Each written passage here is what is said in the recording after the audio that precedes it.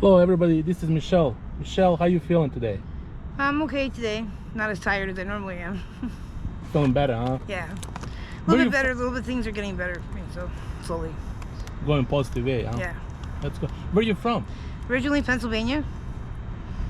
And Yeah. born and raised there, or? Yeah.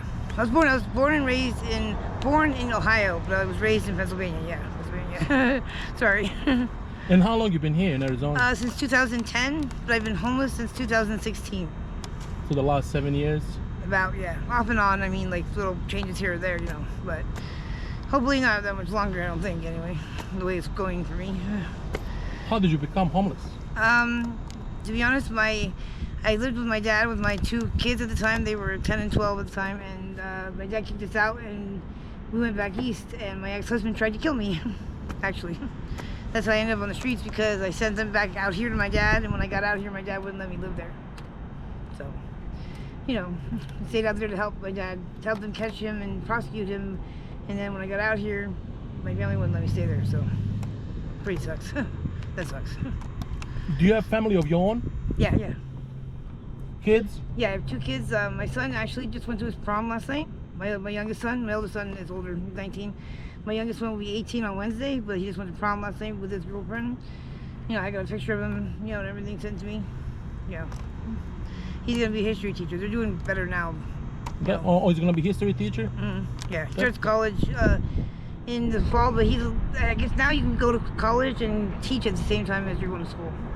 I didn't know that, but yeah, that's what he's going to do. He's really good. After everything they've gone through, they're really well-balanced kids, surprisingly. And did you go to school? Did you finish it? Yes. Did you go to college at all? Yeah. Did you graduate it too? No, I only did it with about a year and a half. Then I couldn't afford it anymore because I only had student loans, you know, like, and you had to keep up a 12 credit course when I went to school. My parents made too much money when I went to college for me to get financial aid. So. How old are you right now? 40.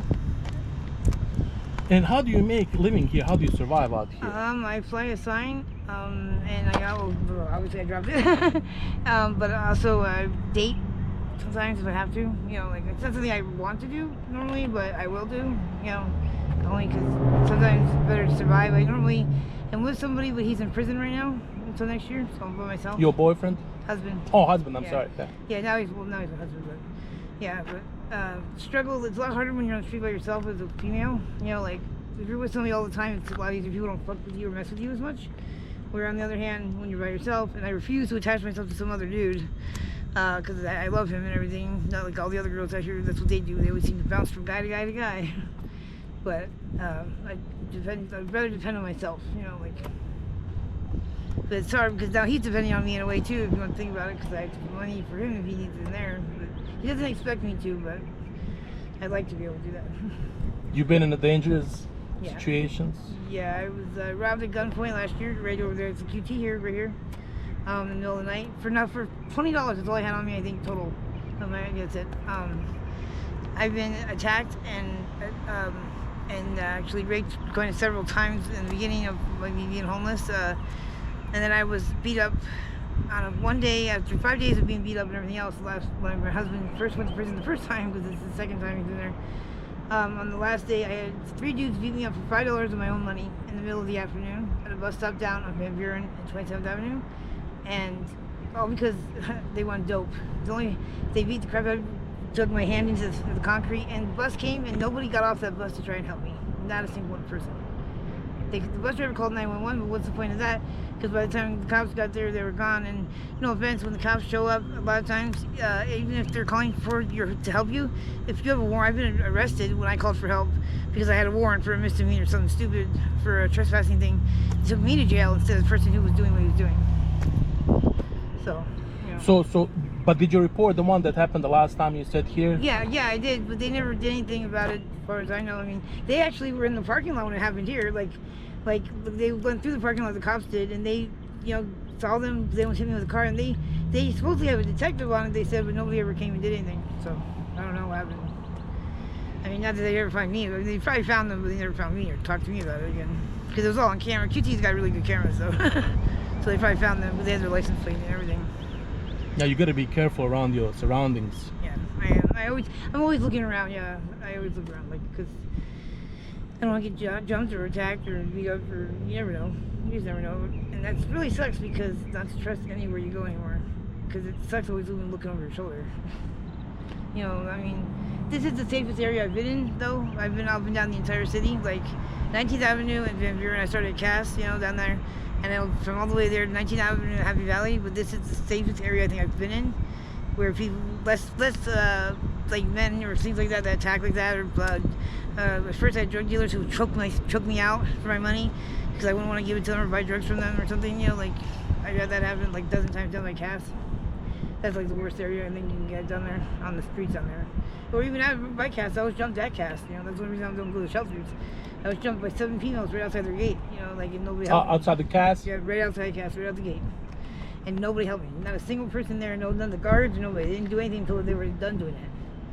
That was 6 years ago. That's how come I am not there. That's why I didn't get the help in the housing, and at that time you had to stay at Cass to get housing. Now you don't. Now all that stuff has changed since COVID. So, but what about now? Do you have the tent now, or you just sleep outside? No. If I sleep outside, I sleep just anywhere. Like tents are hard because it's illegal. It used to be illegal for urban camping, period, to have a tent. Now you can in certain areas, as long as it's not restricted, from 10 p.m. to 6 a.m. The amount of time it takes to put up a tent and take down a tent, though, to get up that early and be done, and before somebody's yelling at you and telling you have to go where the cops show up to get you in trouble, it's not worth it. But right now, I have somebody who's been sort of helping me, a guy and his wife down off of Oak, that let me stay there off and on. So right now, anyway, and as of I think in about 4 weeks, if everything works out, I won't be on the streets anymore. So, so yay, because I'll have the money to get a car, and I'm gonna have a way out to get to an apartment. So you know, hopefully everything. Every time something's supposed to hopefully work out like that, something always fucks up. I don't know why. Always seems to happen. And how old are you now? I'm 40. My birthday's June 7th. 48 years old? 40. Oh, 40. I'm sorry. Yeah. Sorry. June 7th is my birthday, so I'll be 41. It's coming up. Yeah. Do you use any substances? Yeah.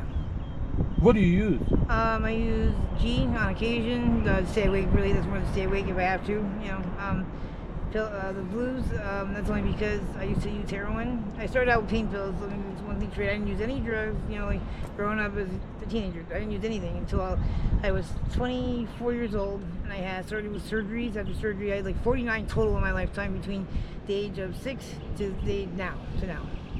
49 of them, but the worst ones were after my kids were born, you know, like, and that's when I got addicted, you know, like, slowly, I didn't even know they were addicted. I grew up in a really small town, drugs were not that big of a parent, it was like weed, basically, and alcohol, and I didn't know it. I was addicted until I was addicted, and then it just went from there. Now, I was clean for 10 years, though, in between in between all this, before I came on the streets, I was clean. When I became homeless and everything else, I was, you know, had a job, everything was in my life like that. It was all because of that thing with my ex-husband. That's the only reason I'm on the streets. That's because of drugs. Because I don't want people thinking that, because a lot of people out here, that's why they are out here, because of drugs. Mine was not that case.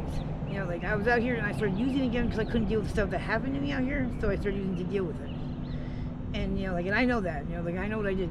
But, you know, but it's not, right now I don't even quit because I don't want to deal with the stuff out here alone. If I was off the streets, I would try to quit, but I can't do it alone out here. I can't, because I won't be able to mentally deal with it, to be honest with you. But you said you've been sober for 10 years, so you went to rehabs? Yeah, in New York. In New York? Yeah. New York is really good for people with addiction problems. Like, out here, not as much. But now they're better out here. But when I moved out here originally in 2010, they didn't have what they had out there. You know, like, they didn't have the medicines that they give people out here like they do with the methadone and stuff. But Suboxone wasn't available out here at that time for more than like a couple months. A lot of things weren't the same as they have out there. I actually graduated. It took me 5 years to get the 10 years start under my belt, you know. But once I did, it was really easy for me out there. They helped a lot more with that stuff. Out here, it's a little bit harder to get people to help the right way. They outcast you. They always, like, before I even relapsed, I went from Cass to St. Joe's Hospital. When I got to St. Joe's Hospital, they put me in the system as a drug addict. They didn't even know that, though, because I hadn't been a drug addict here. So they didn't know that, but they put me in just because I came from the shelter. That was the only reason. That's fucking bullshit, as far as I'm concerned. Not everybody I know several people that are homeless that don't do drugs at all. They're still out here. Doesn't mean anything. They just assume everybody is a drug addict. So do you have plans to go again to the rehab, or? Yeah, no, not inpatient. I'm gonna do outpatient as soon as I'm off the streets. If everything works out, because I don't want to. I don't think anybody should be an addict. I don't want anybody to be an addict. But it's my decision when I quit and stuff. But at the same time, I don't lie to my kids or anything because they don't want to do it either.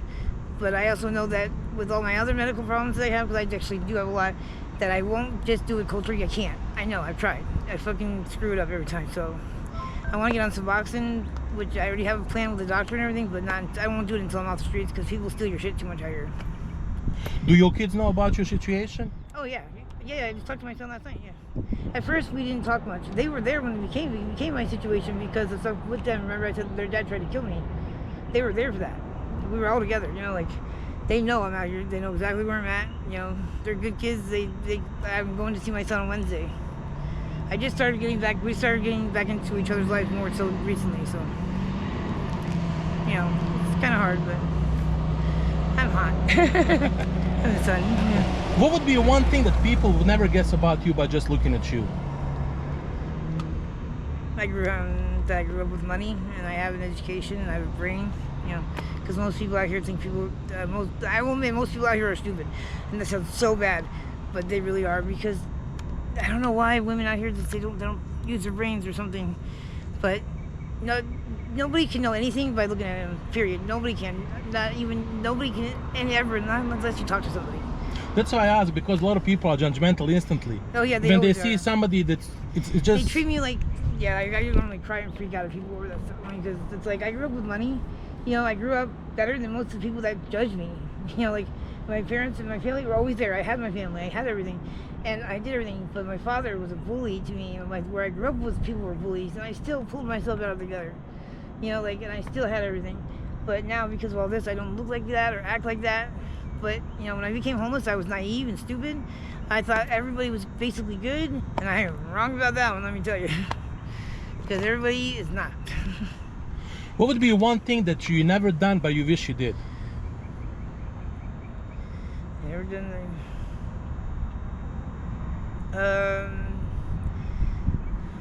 Never got with my ex-husband, the one who tried to kill me. You know, like, except for my kids. I mean, other than that, I don't want my kids. But I wish I would have never got with him and then went on to continue college. You know, like, and get my degree. You know, so I could make a better life for my family. And then I wouldn't run into the drugs either. To be honest with you, probably. I mean, I don't know. I stayed away from drugs growing up because addicts ran in my family, and look what happened. I had surgery after surgery after surgery, you know, and it's like every time I would get myself in a right straight where you're supposed to go in some order, people say God exists. If he does, then why the hell does he keep pushing me off a cliff? Because, you know, I got myself clean, having my life back in order, and then just for everything else to blow up again always. And it's always something that, it always says, oh, it's something you did. But most times, those times it wasn't anything I did. So I don't understand why those trials and tribulations have to keep being put in my life when I do the right thing and choose the right options. It doesn't ever, it bothers the hell out of me. You know, like, why did I have to have surgery after surgery? Why did I have to have all those medical problems after I stayed away from drugs because of the addicts in my family? What, just to try and test me some more or something? I don't understand that stuff. You know, like, it's not fair. Do you have any message that anybody, do you want to have any message that you would like to pass along for people that thinking about using drugs or going different routes? I think that people, what I really would want people to do is stop just judging everybody right away and stop disregarding, because there's so many people that I've never been attacked or raped until I was homeless. And I went to a cop right away. Sorry to hear that.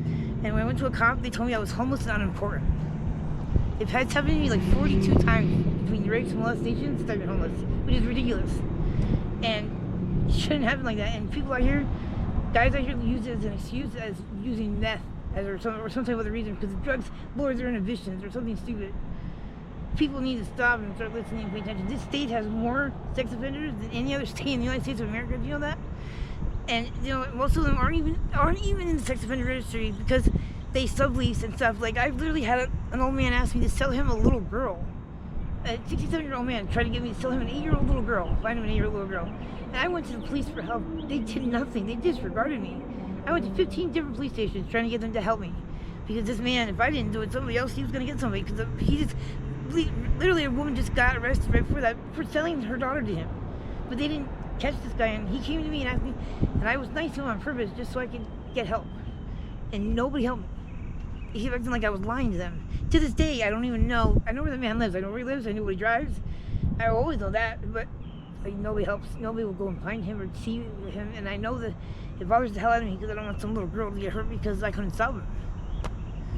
You know, like, there's so many bad people out here. There really is. I'm gonna start crying. Right? There's so many bad people. Do you have a Cash App or email that people wanna Yeah, get in touch with you if you wanna share to help you, give you some kind of support? I have an email. I don't have Cash App because I never have a phone long enough to get Cash App, but until recently. But it's mfr8816@gmail.com. Okay, thank you. Thank you. And the last question, are you okay if I put this for my YouTube channel? Yes. Yeah, definitely. Okay. Michelle, I appreciate your honesty. I appreciate your story. I wish you all the best going forward in your life, and Life Enigma is going to pray for you. Thank you. Thank you.